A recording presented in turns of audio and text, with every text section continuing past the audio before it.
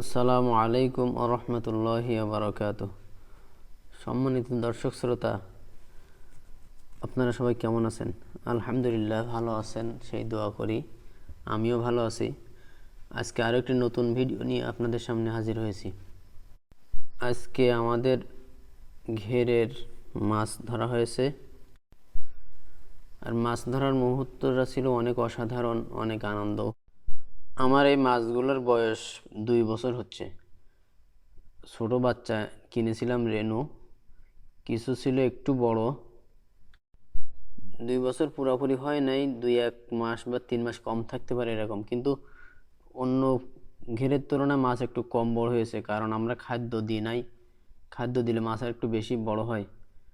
আর খাদ্যর ভিতরেও অনেকে আছে বাজার থেকে কেনা খাদ্য এগুলো দেয়, আবার অনেকে আছে দেখি মানে যেগুলো উচিত না, এই অনুচিত কিছু খাদ্য খাওয়ায়, যেমন গোবর, তারপর ইউরিয়া সার, এগুলো মাছেরে খাওয়ায়। আমার কথা হলো যে ভাই, এই যে অখাদ্য খাওয়ায় আপনি মাছের খাওয়ায়, এই মাছগুলো বড় হয়ে তো কোনো না কোনো মানুষে খাবে এটা।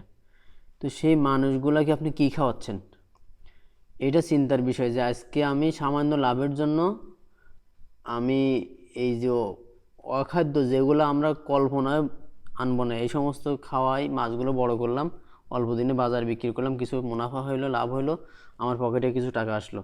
কিন্তু এই টাকাটা দিয়ে আমি কি করব?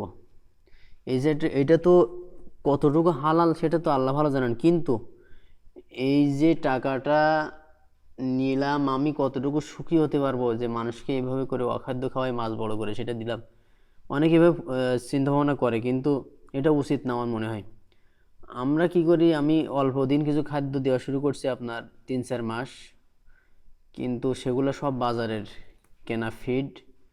সেগুলো দিয়ে খাওয়াচ্ছি। তিতাসের একটা ফিড আছে, সেটা খাওয়াচ্ছি। তারপরে ভুট্টা আছে, এগুলো সিদ্ধ করে খাওয়ানো হয় প্রতিদিন।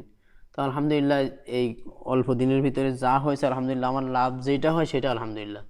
অতিরিক্ত কোনো লাভ অল্প দিনে খুব কিছু হয়ে যাক এটা আমি চাই না, আর এটা আশা করাও অনুচিত। যাই হোক, আমাদের আজকের মাছ ধরার একজন জেলে জালসহ এসেছিলেন, আমাদের পার্শ্ববর্তী একজন প্রতিবেশী, উনি ভালো মানুষ। আর আরেকজন ভাই ছিলেন আমাদের গ্রামেরই। আর আমার কাকা আছেন, আমার ভাই আছে, আমার বাচ্চা কাচ্চাও আছে এরকম আশেপাশের, আমার বাচ্চাও আছে। তো এটা মিলে সবাই মিলে যে মাছ ধরার একটা মুহূর্ত, এটাও অনেক আনন্দ। যাই হোক, মাছগুলো ধরে তারপরে আমাদের পার্শ্ববর্তী বাজারে নিয়ে যাওয়া হয়েছিল।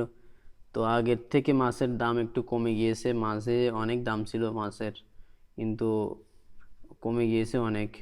এর থেকেও কমে গেছিলো, আর তার একটু বাড়ছে। মানে প্রথমে একটু বেশি ছিল, পরে বেশি কমে গেছিলো, এখন একটু বাড়ছে। আর এখন আমাদের এই ঘেরে এখন পানি শুকায় মাছ বিক্রি করে আপনার ধানও লাগাইবে সবাই, আশেপাশে যত আছে আমরাও সেটা করব।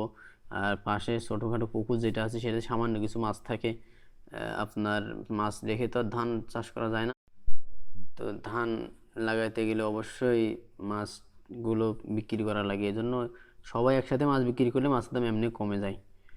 তো আপনি বাজারে কিনতে যাবেন, দেখবেন মাছের দাম কম না, ঠিকই বেশি, কিন্তু যখন বিক্রি করতে যাই আমরা, মাছের দাম কম। আর কত ওজনে কম, এই সেই কত বাহানা, সেখানে গেলে বোঝা যায়। যাক আলহামদুলিল্লাহ, আমার মাছের ভিতরে আপনার কয়েক পদের মাছ আছে।